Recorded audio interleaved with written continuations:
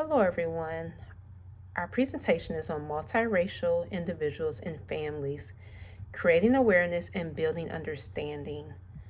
Our first slide is more personal. We really just wanted to show you more about us. So we took pictures of our own families and recognizing the aspect of multiracial family exists within our own families.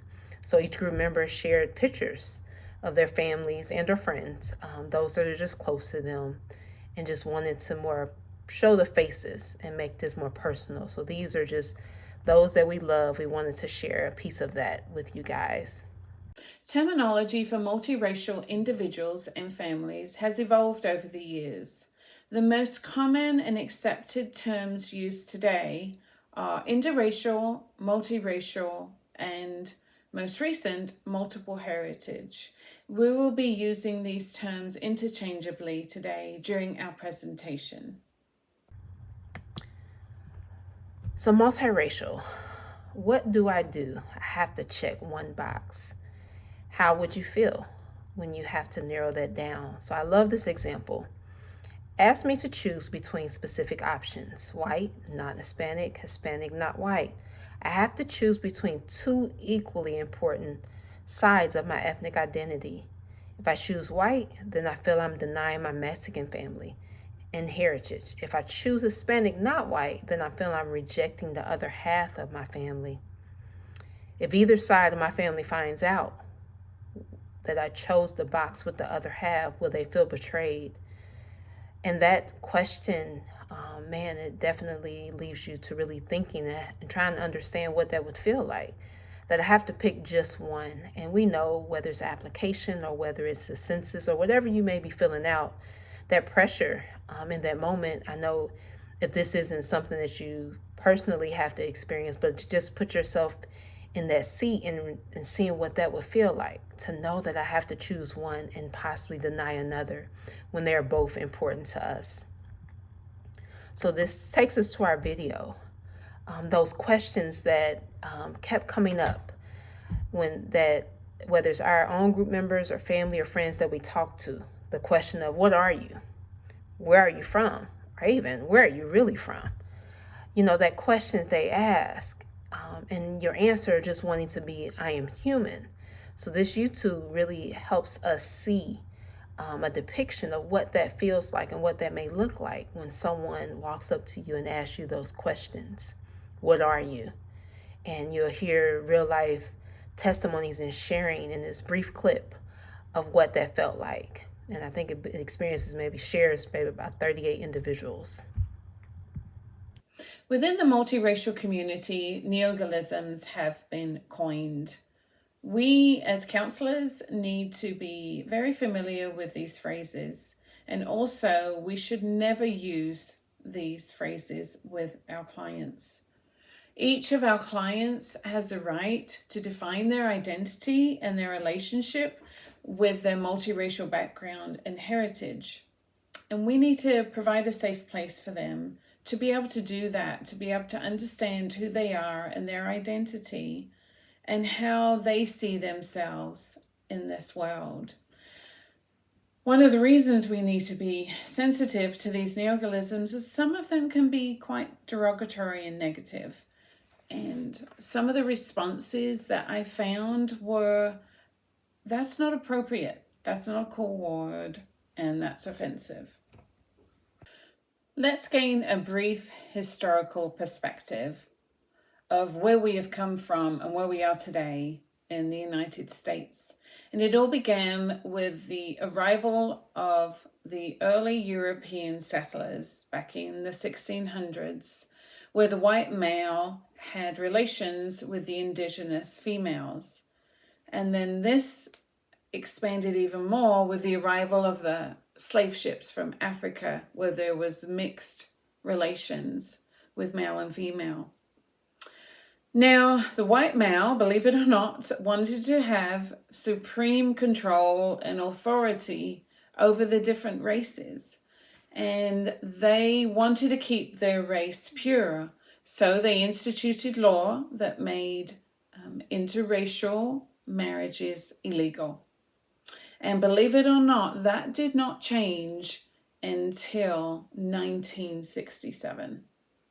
It was in 1967 that the Supreme Court heard a case from a couple, a multiracial couple, Mildred and Richard Loving, who loved each other. They desired to be married and they desired to be together. But in the state of Virginia, that was illegal. The Supreme Court shut that down, thankfully. And they were finally able to, on June 12th, 1967, they were finally able to be married legally in their state of Virginia. You can learn more about the history of multiracial community and marriage by visiting lovingday.org. And on our slideshow, you can see a link to their website, and where there is also a ton of resources to help increase your knowledge and understanding of where we have come from in the United States today and where we are today. So what do interracial marriages look like today? Well, thankfully, they have been on the rise since 1967, and the highest numbers being in the Western United States. Unfortunately, they do have a slightly higher divorce rate, and hopefully in the future that will change. But it's understandable because of the complexities of two individuals from different cultures and races coming together, and most of this comes from their families and their friends and the community that surrounds them.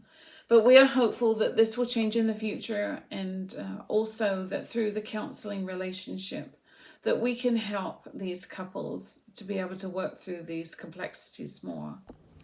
Looking at multiracial identity development models. So these were developed by counselors and psychologists to be able to kind of help the counselors see and kind of understand where their client is when it comes to how they see themselves as a multiracial person.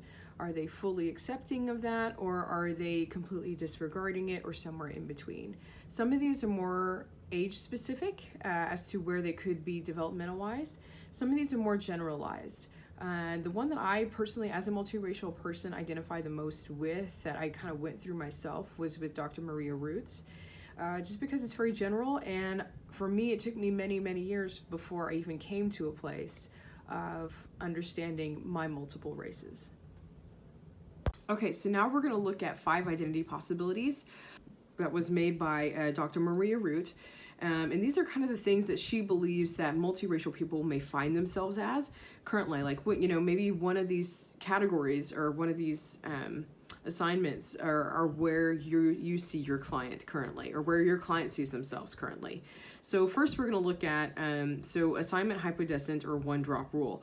So this is really the older generations that are going to kind of sit in these identifiers, because this is exactly what society identified them as they chose for them, usually, the lower status race for them to identify as. And the one drop rule was the rule that if you had even one drop of black blood, no matter how low of a percentage that was, as long as you had one drop of black blood in you, you were considered black.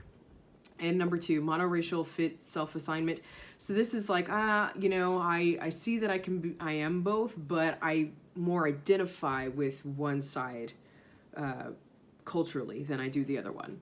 So therefore I am white, or I am black, or I am Hispanic. I am, fill in the blank. And number 3 is new group blended. So this is one that's very interesting. This is more of the fluid identifiers. It's like, well, in this situation, when I'm with this family, or when I'm in this place, I'm white. When I'm in this place, in this situation, I'm African American, or I'm Hispanic, or fill in the blank. Number 4, so biracial, multiracial. So this is, I don't want to identify as a box. I don't want to identify as a circle. I am going to be a circle box. I identify as multiracial. I'm a multi-shape, and so it's the blends. I'm all of it. This is all of me. I'm not one or the other. I cannot be fit in. Don't do that to me. I am all of it. And then the number 5, the white with symbolic identity. So kind of similar to the monoracial fit self assignment. It's no, I'm white, And then I have certain parts of me that are special, that are different, and it's not fully embracing as there's a whole other race there. It's not fully embracing that there are multiple sides. It's no, there's one side, there's the dominant side that I'm white, and then I have these things on top or added on, if you will. Going into the ecological framework. So this chart is helps you to understand the multiracial identity development of your clients. So this goes into way more detail of looking at the region, sexual orientation, gender, class, identities of ethnicity, family functioning, family socialization, traits and aptitudes, phenotypes, physical and biological traits. So just really looking at the finer details as to what makes the client. Okay, so now looking at resilience. So this is something we want in our clients, especially as multiracial identifiers or even as multiracial couples. We want them to have that ability to be able to recover or adjust easily to misfortune and change, that they can celebrate and not hide their identity, to not isolate themselves. And some questions to ask either ourselves or even to our clients is, whom do they have as support? You know, who's there that's cheering them on, that's going to be helpful, just people for them to talk to, people that will embrace who they are and accept who they are. How socially connected are they? Are they, again, are they isolating, or are they out there, being able to function naturally, being able to function healthily out there in society? How do they handle challenges of discrimination? You know, when somebody is against them, when people are disagreeing of what they're choosing themselves to be, or what the couples, the multiracial couples, are choosing to do. Studies have shown that couples that are able to face discrimination well together are stronger together. So some of the factors that really show resilience are enhanced social functioning, and that's related to valuing of human and cultural differences. If they're able to value and celebrate the cultural differences they have as a couple or as the individual has within themselves, then they'll be able to just do well outside. Okay, they won't be isolating themselves so much. They'll be out there functioning in society. Positive psychological outcomes. When they have a sense of multiracial pride. When there is pride in the fact that they're not just one, they're two or three or four, that there is pride in the sense that they are proud of what they are, of who they are, and of what they're choosing to be, even as a multiracial couple. That there is pride in the fact that they're coming together, bringing two different cultures, two different homes together. Now, the other aspect that I appreciate as just being a counselor, and some pieces that I took away from learning so much more about this multiracial individuals and families, is the role of a counselor. I think the biggest piece for me was self-awareness, that it really helps me to self-monitor, to look at my assumptions, to look at my values, to look at my biases, and recognizing and exploring those. I love when it said a self-reflective process, that we explore that awareness. Where do our myths and stereotypes come from? And then the other piece is really that I took away as a counselor is that you have to be encouraged to gain knowledge. That it's about research, reading. Yes, our clients can be great individuals to ask questions and are great experts in their own right, but they can't answer for the whole world. So really being informed and understanding how I can be the best therapist that I can be to our clients, and really helping to address those needs and concerns of those who are multiracial individuals as well as multiracial families. And I think the last piece for me that really I took away from was the competencies, that this piece serves as just a tool that helps us to be effective in counseling, to provide effective counseling services to multiracial clients. And some of those pieces include human growth and development, social and cultural diversity, helping relationships, group work, career development, research and program evaluation, professional orientation, and ethics. And that all of those together is just dealing with how can I help understand more in terms of relationships, and wanting to be the best counselor we can be, and being able to provide all that our client needs from us through each of our sessions. So thank you. Kids with multiracial backgrounds are often not growing up thinking or identifying themselves as multi-ethnic. and are not thinking about that until usually when there's an activating event or they're having a conversation with someone that causes them to wonder more about their heritage. In fact, some multi-ethnic kids are not even aware that they come from more than one ethnic background. Multi-ethnic kids might struggle with not fitting in because of the way they look and not looking like completely like a particular race. And they might struggle with people interacting with them based on physical appearance more than who they actually are on the inside.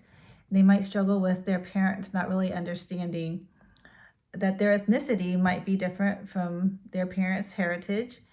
And sometimes they have people wondering who their parents are. However, because multiracial kids come from more than one ethnic background, they can navigate well between different cultural backgrounds, and they are most likely more sensitive in social contexts compared to monoracial kids. They are most likely more willing and able to identify with people with different backgrounds, ethnic backgrounds. Multicultural kids might do better in environments where there's a diversity of ethnicities in the community so that the kids can have an easier time finding a niche where they can fit in and feel like they can relate to other cultures. They might want to become familiar with the languages, traditions, and customs of their family heritage. And also they might want their parents to understand that their culture as a multiracial kid will not be just an addition of both cultures from the parents, but that it will be one unique blend of both cultures. In counseling multi-ethnic kids, it might be important to approach them like a scientist would in discovering a new element, or a news reporter would in just trying to gather the facts of what is happening. And I found it very humbling as I was doing this project to realize that I like things to make sense, and I like people to kind of make sense, and that it throws me off when it's hard when people don't fit into a general category. So just to know yourself and to not convey these kind of more maladaptive kind of thoughts to your client. Something that's helped me is Psalm 139, just understanding how God has made everyone just so unique and that only God really knows and understands them. And so we can do our best to just show understanding and empathy. Some counseling techniques with kids include role playing or creative writing, journaling with teens, arts media therapies, and these are ways that kids and teens can express themselves if it's hard for them to use words. And so for kids, like something tangible like role playing or using some play therapy techniques, even drawing to communicate or painting are really positive. We want to end today by encouraging you to become a competent multicultural counsellor. We want to ask you a couple of questions. So, what have you heard? What are your influences? The myths, stereotypes, and misinformation that you have heard? And also, what do you believe? Examine your assumptions, your values, and your biases. This is crucial in becoming a competent counsellor. And it's so important also to increase your understanding and knowledge of the different worldview experiences of multicultural individuals and couples. So check out those resources on lovingday.com. There are a ton of them. And we hope that this presentation today has been informative and encouraging for you.